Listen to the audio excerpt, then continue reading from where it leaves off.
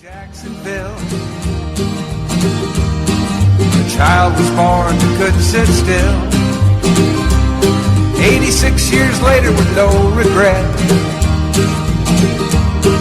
You know that man can't sit still yet. The Great Depression couldn't get him down. He worked for his dad's store in town, collecting money in small amounts. Poor whites and blacks in their furniture accounts. Stetson Kennedy wants us all to be free. Stetson Kennedy wants us all to be free.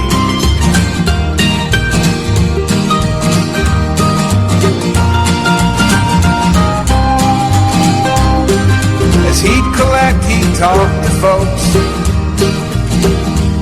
He'd hear legends, tales, songs, and jokes. Now this fine treasure he'd record and write. He was colorblind, didn't see black and white. Writer's project for the WPA. Soar Neil Hurston, he earned his pay. Crackers and blacks, they talk for hours. It was a barefoot history, this land of flowers. From WBRN Radio and on the Boston Red Network, the episode, The Week That Was, as we recap the weekly events that have preceded us for the last 7 or so days, and the episode is the 15th of February 2020. Boston Red here in the Jerry Pippin broadcast booth. We had the New Hampshire primary, and now the Democratic candidates move on to Nevada, the home of the former leader of the Senate, Harry Reid. Harry Reid is no doubt the maestro of Nevada politics, and on the Monday morning quarterback, we'd hope to have that. We'll have John Ralston, a veteran reporter, news maker, pundit in Nevada, and his Nevada Independent, which is a collection of other journalists that cover the state of Nevada.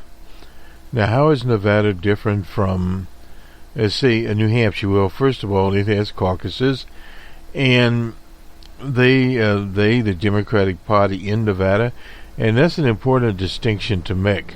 The Nevada caucuses, as were the caucuses in the state of Iowa, which we have said bye-bye to, are run by their respective parties, whether it be the Democrat, Republican Party, or whatever. And in Iowa, they had solicited bids of the work of something called Shadow. No, they did not have Lamont Cranston there in charge. But it was ultimately went down to be an utter disaster. Now, the Shadow Group was composed of many of the people that composed it were from the campaign of Hillary the Monster Clinton. Now, there were some people left over from the Obama campaign. But this shadowy group, evidently they rushed the app out. They had an app that could be on a smartphone. And the problem was they didn't do standard testing that anyone developing an app, whether it be on the iOS platform, that is the Apple, or on the much more popular and dominant Android platform. They did not do that. They did not test it properly. They rolled it out, and many of the people from the precincts, whether they be in the Des Moines or some of the other larger cities and towns in Iowa, only accessed the app, and some actually installed it on election night after the caucuses were there. Now, they did have a paper tally, but that election is still up in the air. It has not been called by the Associated Press. it has been called by our arm, Cranston Analytics, we called it for Bernie Sanders, based upon Bernie's votes. Now, Iowa does have a special setup whereby delegates are awarded based upon 15%, but we ignored that particular situation as to where the delegates is, and best based upon too early in the delegate cycle to focus on delegates. Too early in, I should say, the election cycle of the Democratic primary process, because we have Super Tuesday coming up, and in March, and that will award more than 1/3 of the delegates. So we'll get a clear picture when that appears. But now it's off to Nevada. Nevada will come up. It is a much more diverse circumference there in Nevada. You have people of color, which are Asians, Latinos, and African Americans. Plus you have large trade unions, the Kumineri workers there, and other labor organizations, particularly when you start talking about Las Vegas and Reno there, that whole area, and it has grown. The numbers may be down a bit because the Depression hit Nevada very, very hard. That's Clark County, incidentally, there in Nevada. And of course it is now the home of the All-American hero O.J. Simpson. He's living in Henderson, Nevada. I believe he's in Henderson. He's somewhere around there.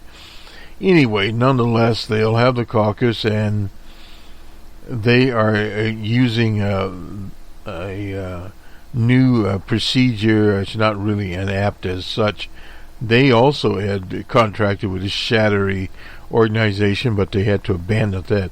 Effectively, what they're using is the Google Suite.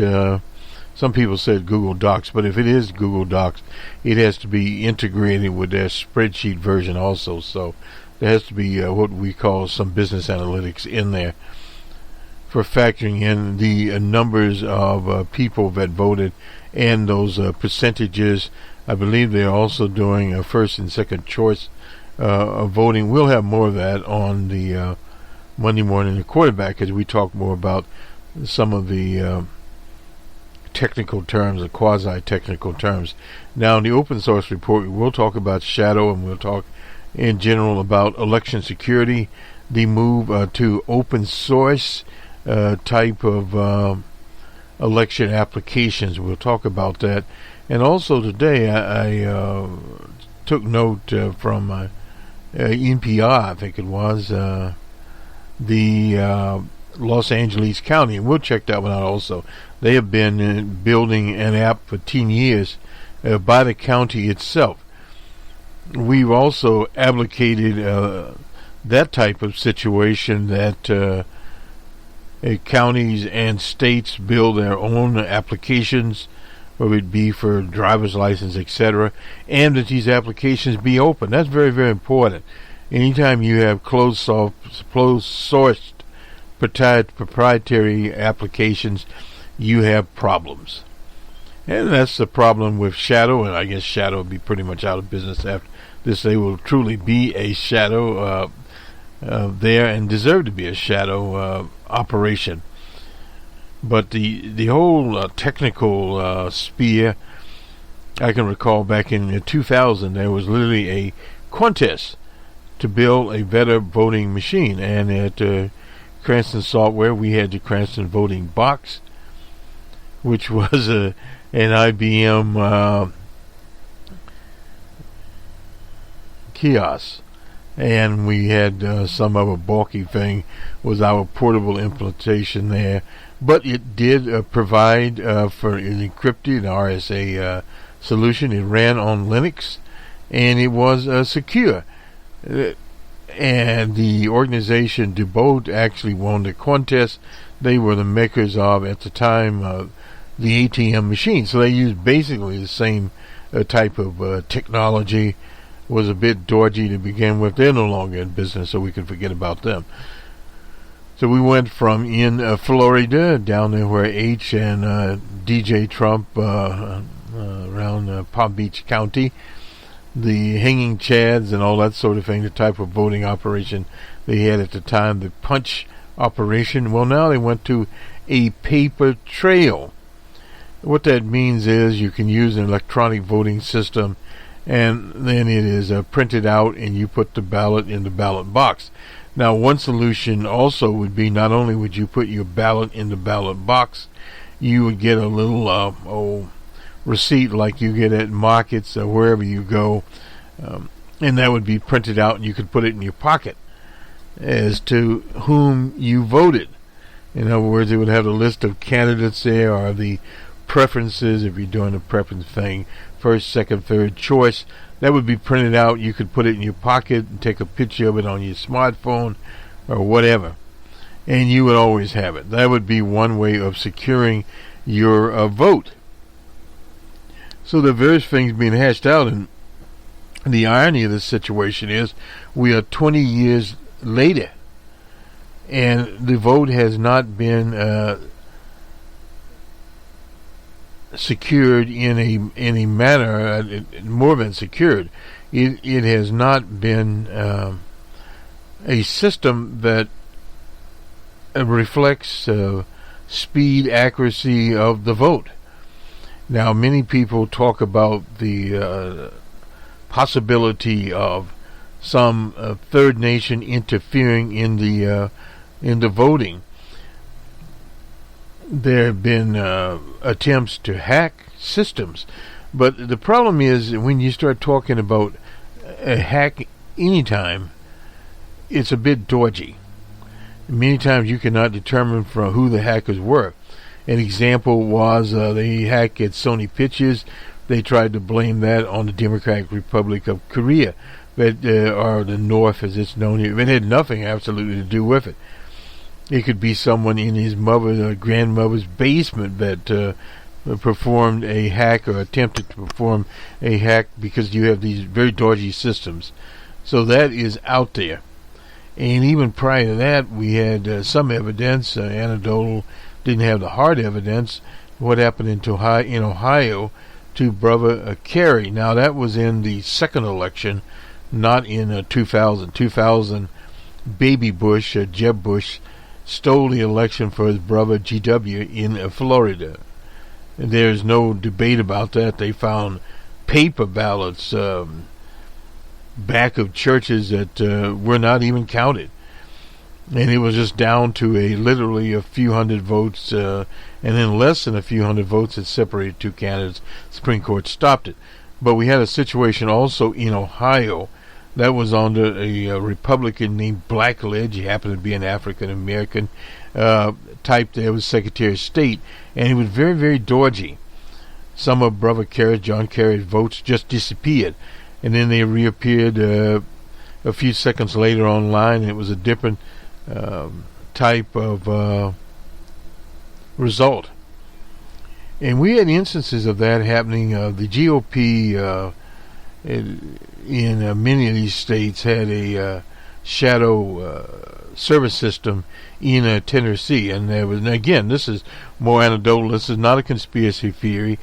It is that many people that looked at this stated it as fact, but you can't prove it. That's part of the problem. If you can't prove it, well, it just goes by the proverbial wayside. But what happened with the vote? They tried to disappear, but some of the tech-savvy people had changed the password to those servers. So therefore, I think this is Ohio. They had a shadow server again, once again, for Ohio, that they could change the vote. What that would have meant would have been that at the time McCain would have was this 2012, excuse me, but Willow Romney would have carried Ohio, not Barack Obama. But it did not happen, so thus Barack Obama was reelected. Now, these are some of the things out there that you cannot prove, and you'll hear a lot of this, that people wonder what happened to their votes. Over the years, I was talking once, many years ago, This was before 2000. This was when G.W. Bush was running, I believe, around that time. Prior to that, while Bill Clinton was still in office, that this one Republican type said, well, in his community area, votes were being stolen. People were voting that shouldn't vote. I said, well, where are all these people? And he said, well, they're just voting. I said, well, why don't you file a complaint? He said, well, yeah, but there's no evidence of it. Well, yeah, there's no evidence of it. And this is the whole Trump idea of immigrants voting that are not qualified to be voters. Well, we've not found that. Cobart, a right-wing nut that was the Secretary of State in Kansas. In fact, he chaired DJ Trump's so-called electoral commission that imploded on its own. But this whole idea of these people that were undocumented people voting, and in Kansas he tried to find cases of that. They found maybe one or two cases, and those cases were not by immigrants, they were by people that had basically moved. And I think there was one person that had maybe voted twice. But that was out of hundreds of thousands of votes. So that used to be the scare tactic that they put out there for people to believe that. Now in Iowa, that's another situation. That was just totally disorganization. And a dodgy app to begin with. It just ended up a fiasco. Whereas in New Hampshire, it was run by the state of New Hampshire, you did not have that problem at all. Period. It took a while for them to get the votes in, and I was looking at the turnout figures there. They were online with 2008 for New Hampshire, roughly 280,000 people plus. However, though, they had picked up 83,000 people, more people since 2008. Now, when we talk about 2008, that was 12 years ago. So populations do grow, concentrations of people, and we're looking at the vote there. That Bernie carried the metro areas in New Hampshire of the cities there, and the cities around Vermont, the rural areas there. And then the other candidates, more moderate, so-called moderate candidates, Amy Klobuchar and company carried some, and we'll have a breakdown of that in a minute. Basically what they carried. And little Petey from South Bend carried suburban areas around Boston. And those are very rich little areas there that he was able to carry, in more conservative areas that he carried. And that gives you kind of an idea of the footprint of some of these people as to what they were carrying and not carrying. And then they made a division with people that had college degrees and people that did not. From our perspective, that is bogus, because again, you start talking about, well, yeah, somebody at Dartmouth has a college degree. Well, yeah, they could have a college degree, but it would depend what the degree was. If they had a degree, for instance, in political science, and they were learning about the political philosophy of John Locke, well, that would play into Buttigieg's hand there. So again, be very, very skeptical of how these people were trained and what type of occupations they were in. And so that's one of the things we also look at here. We'll have E.J. Dion, and I think we'll do E.J. first here. We usually do Carl Rowe. We don't have him around. What happened to Uncle Carl? And we'll have to look at him later. But E.J. Dion from George Washington University there in D.C. This is on the 12th of February, writing in the Washington Post, and he's syndicated. The Democratic Party is united in its desire to defeat DJ Trump, but divided over how high a priority this should be in choosing a presidential candidate. This really explains what happened in New Hampshire. Well, okay. A substantial majority that seeing beating Trump as a priority was badly splintered. Senator Klobuchar of Minnesota surged in the campaign's final days and blocked the way, and I heard that rumor around there, of Little Petey, the former mayor of the little hamlet of South Bend, had been consolidating the party's moderate and center-left constituencies after his so-called strong showing in Iowa, only to be stammered when Klobuchar dominated the Friday debate. Dominance sent a flood of older and well-educated voters her way. Well, you would get the older voters. That would be the people that you would look to Joe Lunchbox Biden. The emergence both spelled disaster for Joe Lunchbox Biden, who polled in the single digits. His ability to beat Trump was once his calling card in New Hampshire's Edison Media exit polling. There are other exit polls. He won fewer than 1 in 8 voters who said this was their priority. A lot of what's happening to Joe Lunchbox Biden is perception. The media has labeled him effectively a loser. Therefore, people play that out.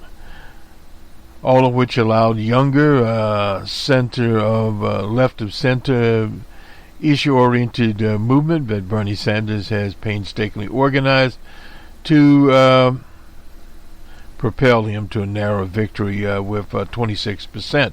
About half of this share from 4 years ago. But remember, 4 years ago, this doesn't make a lot of sense. He was running against Hillary the Monster Clinton, who was disliked by progressives in New Hampshire, and she was also disliked by the so-called non-aligned voters. The exit poll, Buttigieg, Klobuchar vote outpaced Sanders' vote by better than 3-2. Well, 3-2. Exit polls found that Sanders voters were far more likely than supporters of candidates say that the issue was not electability mattered most to them. They were far less likely to say they wanted to return to the politics of Barack Obama, who the late great Jerry Pippen characterized as an Eisenhower Republican. They wanted a more liberal politics and enthusiastically supported Sanders' core promises of single payer and free tuition at public colleges. Bernie now commands the overwhelming share of the Democratic left, as our Senator Warren fades badly in New Hampshire. Anyway, Warren's voters stood somewhat between Sanders' progressive constituency and moderates who rallied to this character, Buttigieg, otherwise known as CIA Pete. Klobuchar and Biden. Warren had hoped her position would make her natural as the parties unify. Well, a little too late. You can't unify a party unless you have a position of strength in which to unify the party. Instead, it made her muddle her appeal, and it appears that many who might once have supported her joined the Klobuchar upsurge. Well, that was one of the knocks against Liz Warren, that some of the people that supported her were the traditional liberal crowd, not even Social Democrats. Unfortunate, because Liz Warren is a brilliant person, a brilliant organizer, brought us the consumer protection arm of the U.S. government. The upshot for both New Hampshire and Iowa, the rest of the Democratic Party remains divided. Sanders could win primary after primary with just a third of the vote. Well, that's possible, but it would probably end up in a convention that would be brokered. In other words, if Bernie were to get to the convention on the first round, not win the 50%, it would go to a second round, and then eventually those super delegates come in, and the fix would come in. The first two primaries did little to settle who would be Bernie's main rival. Well, it may not be one. There's Bloomberg, and the debate now is, will Bloomberg be on the stage in Las Vegas Wednesday? On the contrary, Buttigieg's two strong showings have increased the plausibility of his claim to leadership, while Klobuchar demonstrated campaign and debating skills, along with a sharp sense of humor that will force Democrats in the future states to pay attention to her. They're already paying attention to Amy Klobuchar, and they're starting to attack her. It's more complicated still. Biden wants to stay in the contest, at least to South Carolina. He'll be in there to South Carolina, since his strongest appeal is to African-American voters who make up the core of the Democratic electorate. In South Carolina, the Democratic Party there is made up by a majority of followers of O.J. Simpson, which is basically the case when you go to Mississippi and you go also to Louisiana. It's just that the European voters outvote the coalition of African Americans and working class Europeans in the states of Mississippi and Louisiana. John Bell Edwards did an excellent job of bringing those forces together. They make up just a tiny fraction of the vote in Iowa and New Hampshire, no doubt about that. And then there is old Bloomberg, whose strategy was effectively premised on the assumption that Biden would flatten, as he has. Bloomberg, of course, is putting in hundreds of millions of dollars, and he's moving into the double digits in the poll. On Super Tuesday, it'll be out there. He has staff. He has money to hire effective staff and knows how to handle media, because he's a media business. None of the remaining candidates could dream of coming remotely close to Bloomberg's outlay in the 14 states, but both Buttigieg and Klobuchar can be counted on to ask Democrats and being as purchases of viability is the best leader for the party, in which, according to EJ, Sanders loyalists will be there. No doubt we will. The good news for Democrats is that the turnout was up in New Hampshire. Well, we already talked about that one. After relief after a exhortory participation in Iowa. Well, it wasn't all that bad. But Democrats find themselves in a challenging place at a moment when the urgency of defeating Trump was underscored at the blunt polarization of the Justice Department. Well, it's been polarized for a while. In the case of Georgia Stone, can Democrats create the solidarity they need to build a majority? The Sanders wing is too small to control it, but too big to be ignored. This is a matter of the establishment against its critics, but a division that runs through the rank and file. In a buoyant speech on Tuesday night, Klobuchar spoke of giving the people in the middle, someone who vote in November, someone to vote for in November. That's absolutely necessary, but is needed to give the party left motivation to mobilize. And that's where the mobilization comes in. Democrats are looking for a leader who can rise above the fractional warfare in the face of the emergency of Trump's presence. They've yet to find a person. Well, the problem here is, and Bernie has the strategy correctly, what we progressives have to do is organize, and organize, period.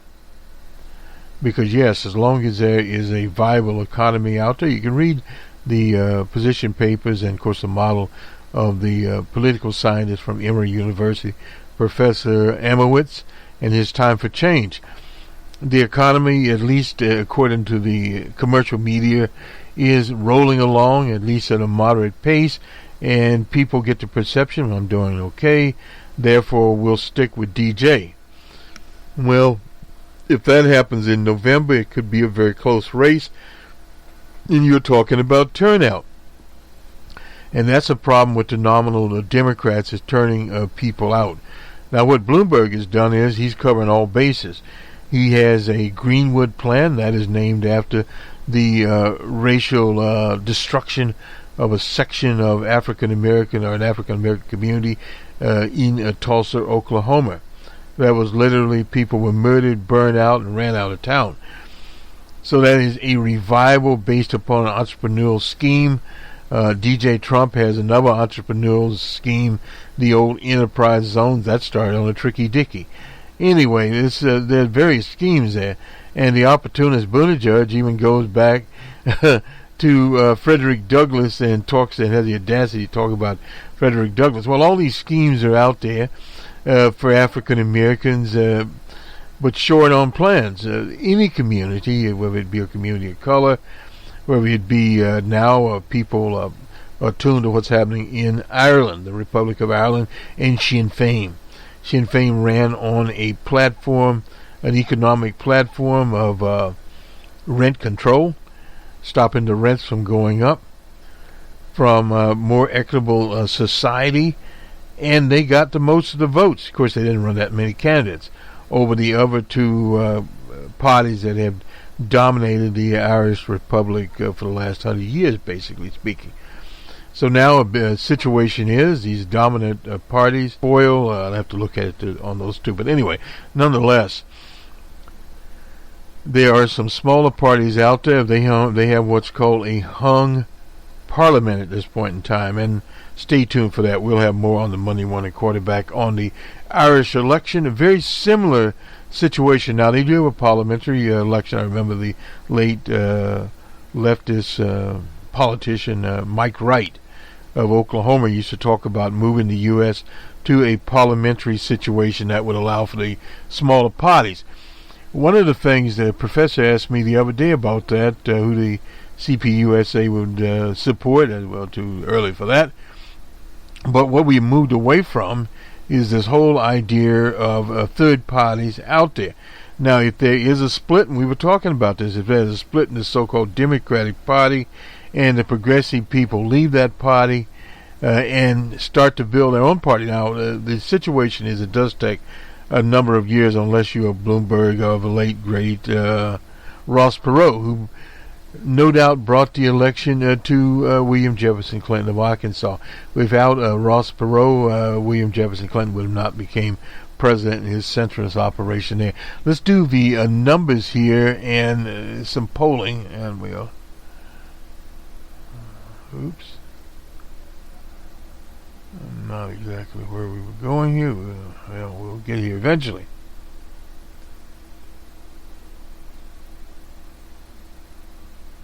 And, okay. We'll look at some of these polls, hopefully, and this is from a Real Clear Politics, and I believe this one is some places here. We'll start out, this is Texas. Now, a little different situation in Texas. This is from University of Texas, Texas Tribune, a progressive newspaper there.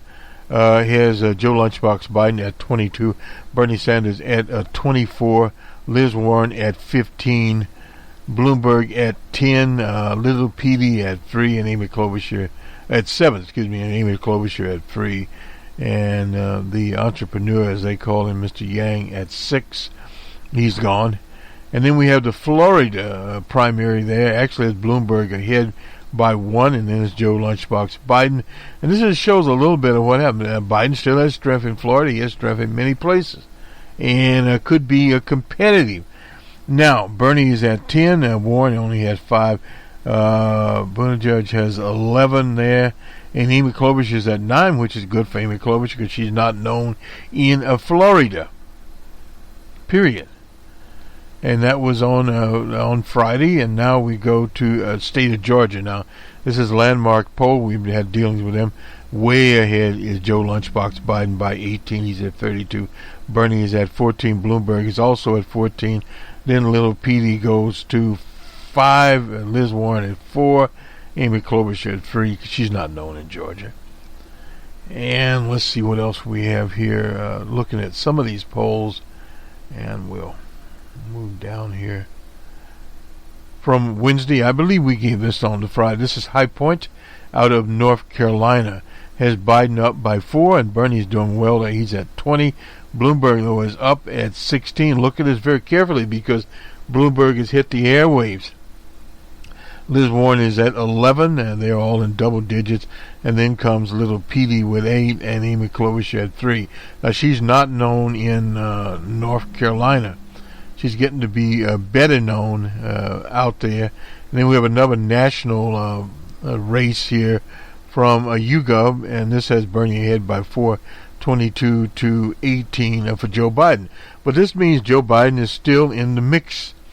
And 12 there for Bloomberg, 15 for Liz Warren. So that means she's Buttigieg got in there. He's 10, and Amy Klobuchar is 7 in this poll. Now we go to Alabama. These are various candidates. DJ is up by 23 over Bernie, up by 21 over Little Petey, up by 4, a little less over Bloomberg. And Bloomberg will be watching how, this is a Mason-Dixon poll, incidentally, how he blankets the airwaves there. And let's see, he's up 20 over Joe Lunchbox Biden. Now this is in Alabama. He's up by 27 over Liz Warren. And this is a Senate race here. They don't get very much polling on this. Beauregard Sessions up by 2 over Tuberville. And Moore's in the last place there. He's up by, this is Beauregard Sessions up by 13 over Doug Jones. Tuberville is up by 8 over Doug Jones. And Bryant is up by 9 over Doug Jones also. The approval rating here from Reuters is up people for DJ Trump's at 44. Morning Consult Politico at 43. So he was up a little, and now he's back in his position. But does this mean very much? No. He's at 45 at YouGov, and let's see where the generic ballot is. This is one of the things in Professor Sandwich. Well, at Morning Consult, Democrats up by 4. That may be the margin of error, a little better there. And at YouGov up by 8. Too early for that to really give any indication of what is going on or not going on. We'll see. I don't know if we'll get anything from the Texas Tribune poll here or not. We had it up here. We'll a little early for Texas, the St. Pete poll. I'm not sure we have that one or not. Now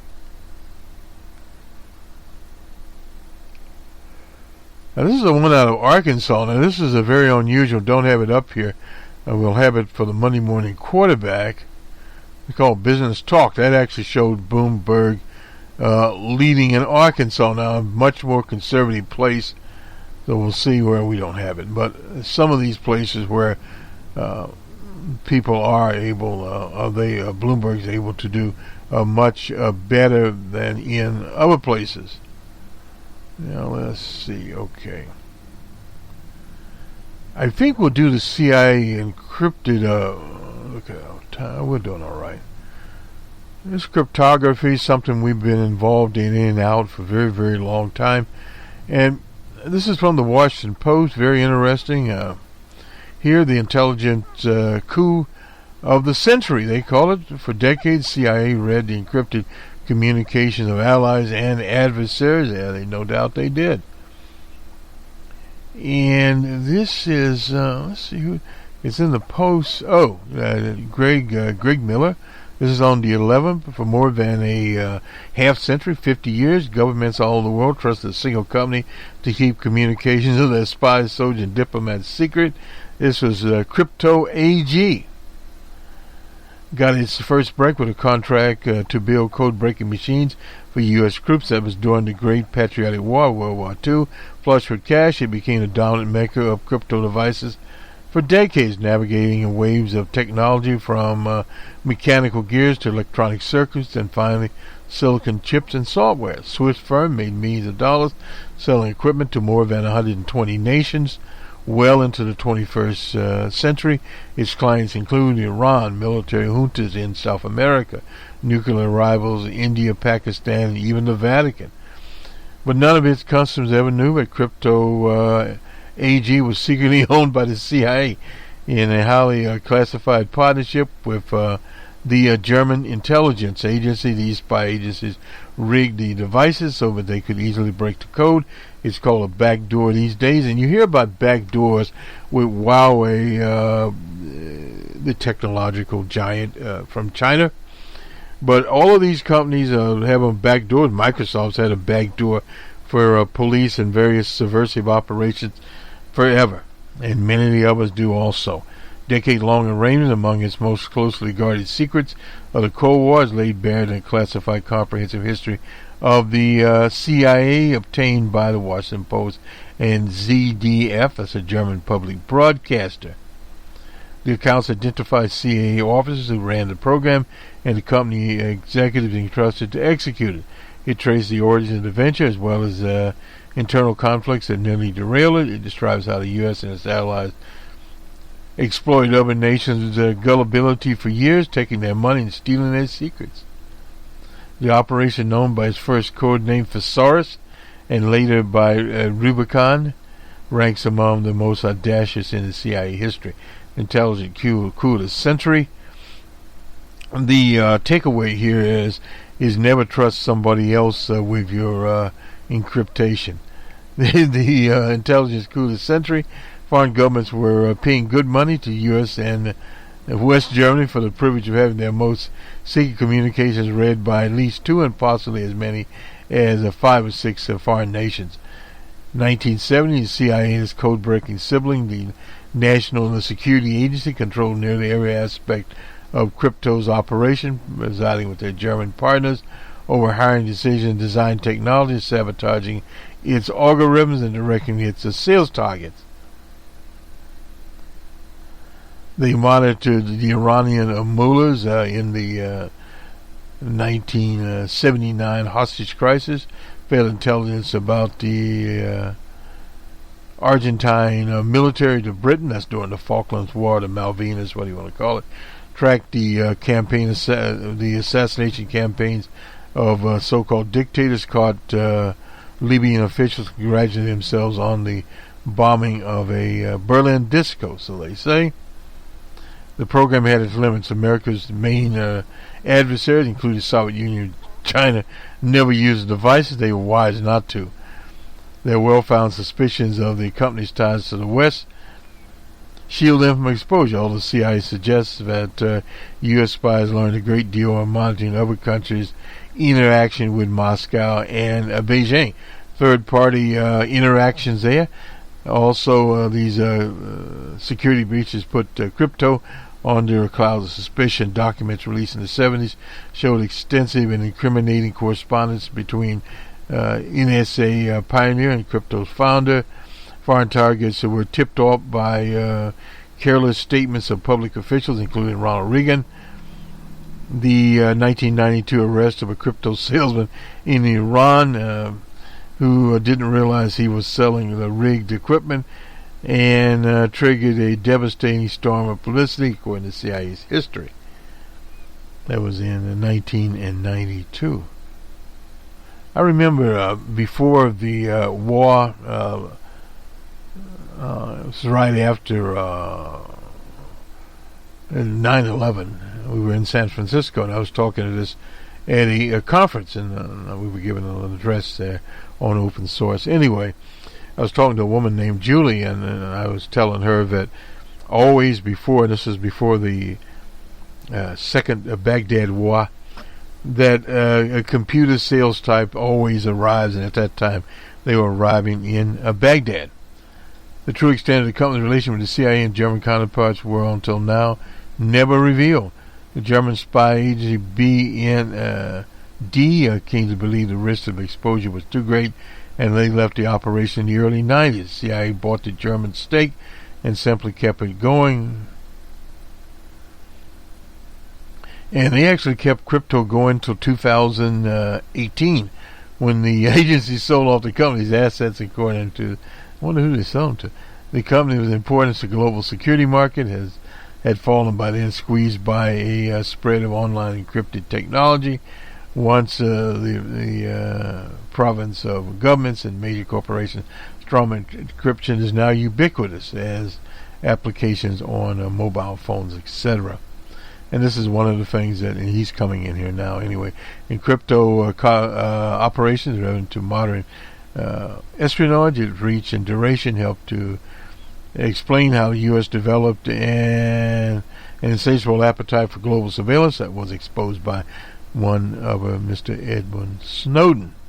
There were also echoes of crypto in the suspicion swirling around modern companies with alleged links to foreign governments, including the Russian antivirus company Kaspersky, a text application tied to the United Arab Emirates, and we get Huawei in here. That's unfortunate what happened to Kaspersky. We still use one of his apps, of their apps on mobile, Eugene Kaspersky there. One of the finest software antivirus, anti-inclusion companies in the world. It's based upon CIA history, parallel of the B&D accounts obtained by the Post. It's hard to overstate the how extraordinary the CIA and histories are. Sensitive intelligence files are periodically declassified and released to the public, but it's extremely rare, if not unprecedented, to glimpse the authoritative internal history of the entire covert operation. Of course, CIA didn't comment. The first is a 96-page account of operations compiled in 2004 by the CIA Center for the Study of Intelligence and Internal Historical Branch. The second is an oral history compiled by the Germans in 2008. The overlapping accounts exposed frictions between the two partners over money, control, ethical limits. Both sides describe the operation as successful beyond their wildest dreams at times, including the 1980 crypto accounted for 40% of intelligent or diplomatic cables and transmission by foreign governments. And crypto analysts at DNSA decoded. Now, it was presented to the world and the American people as the NSA brilliance, but it was not. Inside game. And they also made profits off of it there. Products are widely in use by more than a dozen countries around the world. Its orange and white sign still looms atop the company's headquarters that is in Switzerland. Zag, Switzerland. The company was dismembered in 2018, liquidated by stockholders whose identity has been permanently shielded by Byzantine law of Liechtenstein, a tiny European nation with a Cayman Island type reputation for financial secrecy. Two companies purchased most of crypto's asset. The first, Psi-1 Security, was created as a part of a management buyout and now sells security systems exclusively to the Swiss government. The other, Crypto International, took over the former company's brand, International Business. Each insists that it's no longer ongoing connection to any intelligence agency. Who believes that one? The Post and the Swiss broadcaster SRF had access to the documents. Psi-1 has most substantial links to the now dissolved crypto, including the new company's CEO, held the same position at crypto for 20 years. Psi-1 spokesman declined to address any as I imagine not.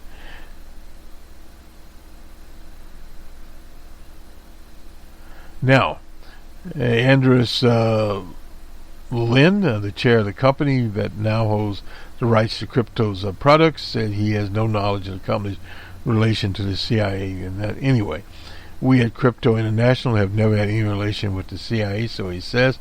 But who believes him? Now, the Swiss government announced Tuesday that it was launching an investigation of Crypto AG's ties to the CIA and the Germans. Earlier this month, they revoked Crypto International's export license. The timing of the Swiss move was curious. The CIA and the documents indicate Swiss officials must have known for decades about crypto's ties to the U.S. and the Germans. The histories which did not address when and where the CIA ended its involvement carry the invincible biases of documents written from the perspective of the organization's architects. We depict the Rubicon as the triumph of espionage, one that helped the U.S. prevail in the so-called Cold War. The papers largely avoid a more unsettling question, including what the U.S. knew and what it did and did not do about countries that use the crypto machines. The revelation of documents may provide reason to revisit whether the U.S. was in a position to intervene or at least expose atrocities. None of the files deal with the obvious ethical questions. They never do, but ethical questions themselves are dodgy. The deception and exploitation of adversaries, allies, and hundreds of unwilling crypto workers. In recent interviews, deceived workers, even the ones who came to suspect during the time at crypto that the company was cooperating with Western intelligence, said the revelations in the documents have deepened a sense of betrayal of themselves and the customers. Now here comes Bobby Inman. If you remember him, he came out of Texas. Do you have any qualms? Zero, said Bobby Inman, who served as the director of the NSA, deputy director of the CIA in the 70s and 80s. And he's been around a conference including a Black Hat, an invaluable source of communication in significantly large parts of the world. And denial operation here, the sprawling, sophisticated operation grew out of U.S. military needs for a crude but compact crypto device. Now, the founder was an entrepreneur named Boris Hegling, who was born in Russia but fled to Sweden as the Bolsheviks took over, I imagine so. He fled again to the U.S. when the Nazis occupied Norway. He brought the encrypted device with him, and like a fortified music box with a sturdy crack on the side, and gears. That was when they had actual gears to do this situation. With the 8-pound boxes about the size of a thick book strapped to his knee, many of Hoagland's devices would have been preserved, or have been preserved at a private museum in the Netherlands, and in the Heuven, Netherlands. Shows a little device here, and we'll try to get a device up on it. In the course of the war, about 140,000 M209 were built at the Smith Corona factory that was in Syracuse, New York, on the U.S. government contract worth about $8 million, 8.6. After the war, Hoagland returned to Sweden to reopen his factory, bringing with him a personal fortune and a sense of loyalty to the U.S. Even so, American spies kept a weary eye on his post-war operations. In the early 50s, he developed a more advanced version of the machine with a new irregular mechanical sequence that briefly stifled American codebreakers. Alarmed by the capabilities of his new CX-52, other devices in crypto envisioned, U.S. officials began to discuss what was called the Hoagland problem. These were the dark ages of American cryptology. This is according to CIA history. The Soviets, Chinese, and Koreans were using code-breaking systems that were all but impenetrable. The U.S. spies were worried about the rest of the world would also go dark if the countries could buy the secure machines from Hoagland. Anyway, U.S. would remain a major customer and thus a veiled threat that would damage his prospects by flooding the market with surplus 209 M's for the war. The U.S. had its most critical asset, William Freeman, regarded as the father of American cryptology. Fryman, he knew Hoagland since the 1930s. They had forged a lifetime relationship over their shared background interests, including their Russian heritage. It might have never been an Operation Rubicon if the two men had not shook hands on their first secret agreement. It was in 1951. The deal called for Hoagland, who had moved his company to Switzerland to restrict sales of his most sophisticated models to countries approved by the U.S. Nations not on lease would get the weak version. Hoagland would be compensated for his lost sales as much as $700,000 up front. It took years for the U.S. to live up to the end of the deal, as top CIA and as predecessor NSA barked over the terms and wisdom of the scheme, but Hoagland abided by the agreement from the outset, and for the next 20 years his secret relationship there developed. In 60, CIA and Hoagland entered into a licensing agreement that paid him $855,000 to renew his commitment to the handshake. That was a lot of money then. And a $70,000 retainer, giving his company cash infusions of $10,000. That was not very much money at the time, but anyway, the little machine went on. A brave new world. U.S. officials had toyed since the outset with the idea of asking Hoagland whether his machine would be willing to let U.S. cryptologists doctor his machine, but Fryman overruled that, convinced that Hoagland would see it as a step too far. NSA cryptologists were equally concerned about the potential impact of integrated circuits, which seemed poised to enable new eras of unbreakable encryption. But one of the nation's senior analysts named Pete Jenkins, identified the potential of vulnerability. This is the increased use of knowledge and of open knowledge, carefully designed by clever crypto mathematicians. He said the circuit-based system could be made to appear that it was producing endless streams of random generated characters, while in reality it was repeating itself at short enough intervals for the NSA experts. 2 years later, that was in 1967, crypto rolled out a new all-electronic model. That was the H460, whose inner workings were completely designed by the NSA. Imagine the idea of the American government convincing a foreign manufacturer to jimmy equipment in its favor. The NSA did not install a crucial back door or secretly program a device to cough up their encryption keys. The agency still faced difficult tasks of intercepting other governments' communications. But manipulation of the crypto algorithm streamlined the code-breaking process, at times reduced it to a second task that might otherwise have taken months. The company's model also made at least 2 versions of its product. In doing so, the relationship evolved from denial to active measures. No longer was crypto merely restricting sales with best equipment, but actually selling devices were engineered to betray the buyer. So there was no buyer beware here. By the end of the 60s, Hoagland was reaching 80 and anxious to secure the future of his company, which had grown to more than 180 workers. Hoagland once hoped to turn control over to his son, Bo, but U.S. intelligence regarded him as a wild card and worked to conceal the partnership from him. Bo Hoagland was killed in a car accident on the Washington Beltway. There was no indication of foul play. That's kind of interesting he put that in.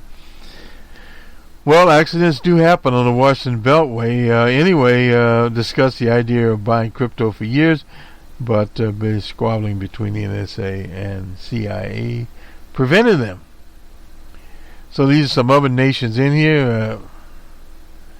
In 1967, Hoagland was approached by French intelligence with an offer to buy the company in partnership with the Germans.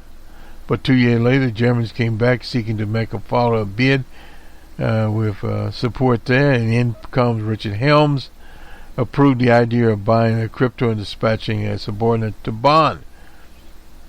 Anyway, the Germans caved in, and the deal between two sides was recorded in 1970.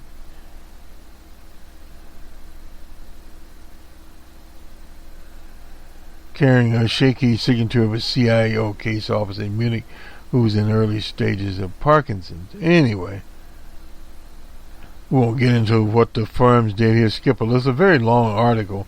I think we'll go ahead and pinch this because it is a long article. Now, Five Eyes. Now, you hear that in the news today. That is the partnership between the U.S., UK, Australia, New Zealand, and Canada. But with the crypto partnership, Germany moved closer into the espionage circle there. A table in the CIA history shows a sales surge from 15 million Swiss francs in 1970 to 151 million in 75, or $19 million. And he had 250 workers. And there's a picture here of Anwar Sadat and President Carter.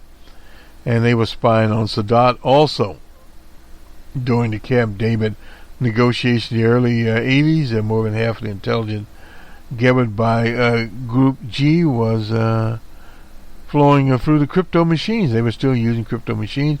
1978, leaders of Israel and Egypt at Camp David for negotiations. The NSA was secretly monitoring communications of the Egyptian President Anwar Sadat. A year later, after the militants stormed the Iranian embassy, took 51 hostages.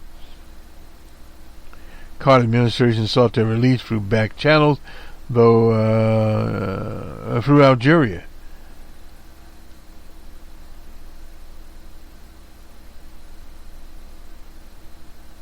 We were able to respond to this question that Jimmy Carter asked what Ayatollah Khomeini was doing. About 85% of the time, he even said that's because the Iranians and Algerians were using crypto devices. Oh boy. Even said the operation also put him in one of the trickiest blinds he encountered in government service. At the point, the NSA intercepted Libyan communications indicating that the president's brother, Billy Carter, was advancing Libya's interest in Washington and was on Colonel Gaddafi's payroll. And when referred to the matter to the Justice Department, the FBI launched an investigation of Carter, who falsely denied taking the money. At the end, he was not prosecuted but agreed to register as a foreigner. Some of their clients here, in 1981, Saudi Arabia was a big customer, followed by Iran, Italy, Indonesia, Libya, Jordan, no wonder. So this is one of the things here, and let me just move on down this. This is a very, very long, I'd forgotten about this. Reagan appeared to jeopardize crypto operations after Libya was implicated in the bombing in West Germany. That was a nightclub. 2 U.S. soldiers and a Turkish woman were killed as a result of the attack. He ordered a retaliatory strike against Libya. Amongst the reported victims was one of Gaddafi's daughters. Remember that? Reagan said the U.S. had evidence of its complicity that is direct, precise, and irrefutable. The evidence, Reagan said, showed the Libyan embassy in Germany. East Germany received orders to carry out the attack a week before. Then the day after the attack, they reported back to Tripoli on the great success of their mission. Iran, which knew that Libya used a crypto machine, became increasingly concerned about security of its equipment. Tehran didn't act on its suspicion until 6 years later. Was a big mistake, and this is some of the customers here. We'll conclude this: Algeria, Brazil, Chile, Colombia, Honduras, Mexico, Nicaragua, Peru, Uruguay, Venezuela, and Europe, Austria, Czechoslovakia, Greece, Hungary, Italy, Portugal, Ireland, Romania, Spain, Turkey, Vatican City, Yugoslavia in Africa, Algeria, Angola, Egypt, Gabon, Guinea, Ghana, Ivory Coast, Libya, Morocco, Nigeria, Republic of Congo, South Congo, South Africa, Sudan, Tanzania, Tunisia, Zaire, Zimbabwe, and Mauritania. And this is some of those, and the UN even used them. Oh boy, this is terrible. And in the Middle East, Iran, Jordan, Iraq, Kuwait, Lebanon, Oman, Saudi Arabia, Syria, UAE, Bangladesh, Burma, India. They were all there. Japan, Malaysia, Pakistan, Philippines, South Korea, Taiwan, and in Vietnam even got in that scam of using this device. Documents used it. 62 customers. I think we named all these people. 120 nations, and it goes on and on and on and on. Anyway, some of what happened here, even while hidden from view, the agency went to significant lengths to maintain Hagelin's benevolent approach to ownership. Employees were paid well, had abundant perks, including access to small sailboats. Oh boy, only there you have that. Crypto executives often led workers to believe that designs were being provided as part of a counseling agreement with Siemens. That's the German operator there. U.S. officials were even more alarmed when Wagner hired a gifted electrical engineer. That was in 1978, named Ketfisha.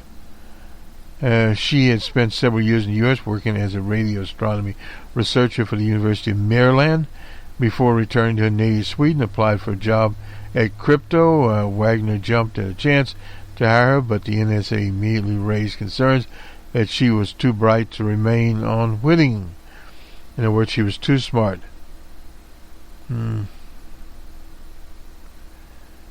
algorithm, he said, always looked fishy. In the enduring years, Catfisha continued to pose a problem. At the point, she designed an algorithm so strong by the NSA officials' word it would be unreadable. The design was made its way into the 50HC 740 machine rolled off the factory floor before the company executive discovered the development and stopped it. It was just an idea that someone might range. Catfish, I hope that's CAFLISCH, said in an interview last month about the origin of suspicions becoming clear that her probing wasn't appreciated. She said not all questions appeared to be welcome. The company restored the rigged algorithm to the rest of its production and sold 50 of those machines. So this crypto had become an Oz-like operation with workers probing to see what was behind the curtain. In the 70s came to close. The secret partners decided to find a wizard figure who was there, and they always find somebody. And another mathematician here named Weidman, was a math professor in Stockholm, made a name for himself in Europe academic circles with his research on cryptography. Weidman was also a military reservist. He worked closely with the Swedish intelligence agency. Anyway, just a number of personalities coming on as various people here. When the Argentines became convinced that crypto machines had betrayed their secret messages, held British in the Malvinas or Falkland things, he was dispatched, this Wildman, to Buenos Aires. He told them the NSA had probably tracked an outdated speech scrambling device that Argentina was using, and that the main product they bought from crypto, the CAG 500, remained unbreakable. That same year, Hoagland, then 90 years old, became ill on a trip to Sweden and was hospitalized. He recovered well enough to return to Switzerland, but CIA officers became worried about his extensive collection of business records and personal papers. They probably broke into his office. Remained invaluable until his death in 1983. So he was around a long time. Oh, okay, 82. So anyway.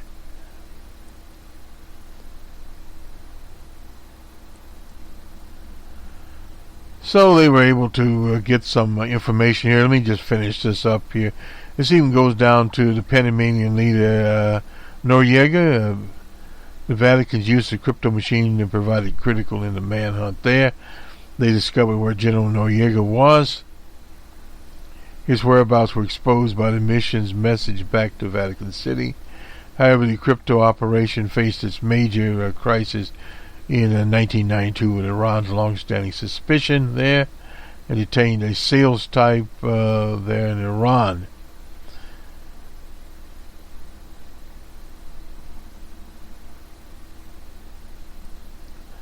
And anyway, they finally caught on to him. Beulah was finally released 9 months later after crypto agreed to pay the Iranians $1 million. Some was secretly provided by the German counterparts. Beulah knew nothing about crypto's relation to the CIA. So, I mean, this whole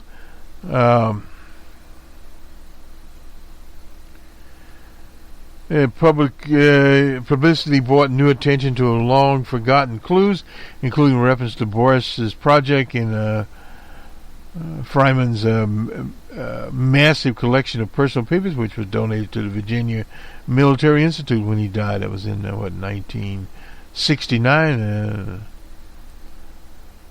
Were copies of lifetime correspondence with Hegel. Anyway, a lot of things going on here. A lot of personal relationships, a lot of I hope this kind of gave you a little bit of well done into the world of cryptography. And the situation here is this makes a case again for open source cryptography, because then you'll see what's going on, not the proprietary stuff, not the Houdini stuff. Most of the workers identified in the CIA histories are in their 70s and 80s. Some of them have died. In interviews with Switzerland last month, several former workers mentioned documents describing feelings of unease about the involvement of the company. So the workers were a lot smarter than they were. Either you had to leave or had to accept it in a certain way. That's Kat Fisher, now 75, who left the company in 1995, but continued to live on the outskirts of Zug, Z-U-G, in a converted weaving factory where she and her family for many years staged semi-professional operas in the barn. Oh, well. Anyway, she's still there, and she knew evidently what was going on there. It survived, this is crypto, from metal boxes to electronic circuits, going from teletype machines to enciphered voice systems, but it struggled to maintain its footing as the encryption market moved from hardware to software. This is a big debate had in equipment, hardware, software, which ways it goes. Anyway, even the NSA's attention shifted to finding ways to exploit the global reach of Google, Microsoft, Verizon, and other tech partners.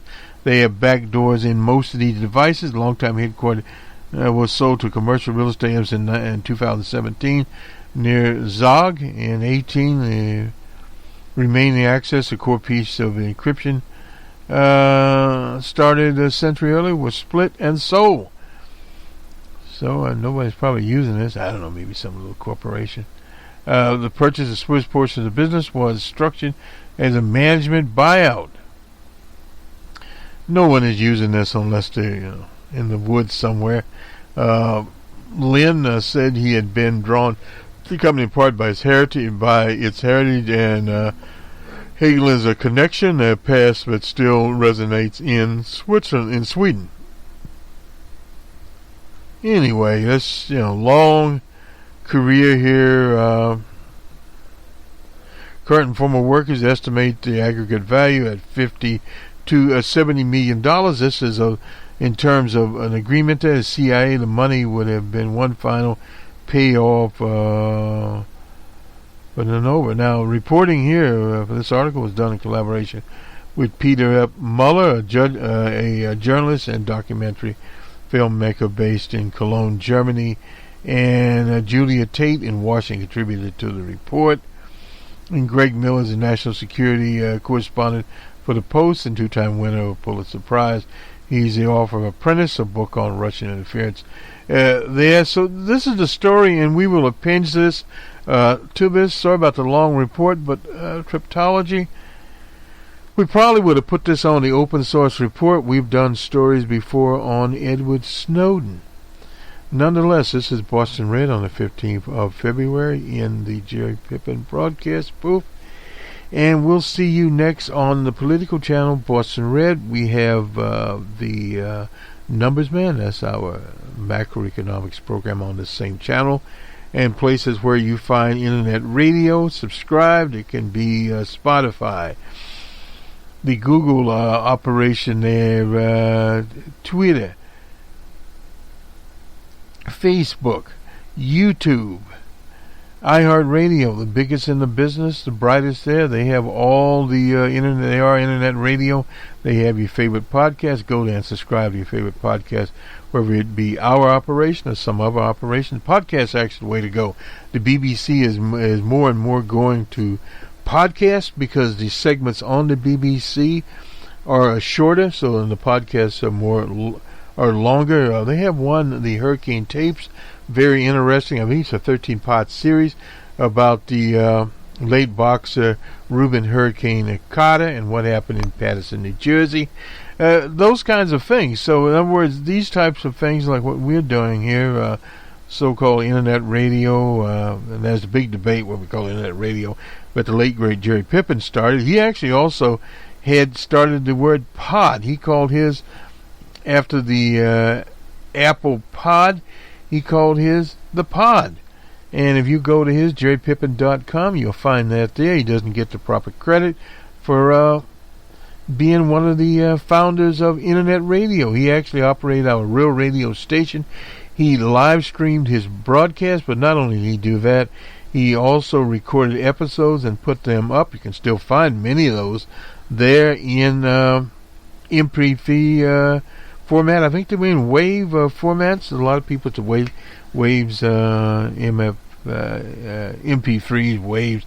We do ours in MP3s because of compression. Anyway, get off on that. Is waves. Some people do waves first and then go to MP3s. You can do that. Nonetheless, have a good weekend, everyone. We'll talk to you on Monday morning, and we'll talk about Houston and the Astros. And the Nationals, they have the same training camp in Florida. The Astros finally apologized for being cheats. And, so it goes. We'll talk about it in the Black Sox, White Sox scandal in there, and why Pete Rose should be in the Baseball Hall of Fame after all of this. Pete Rose didn't steal a World Series. He just supposedly gambled on a few games. Good day.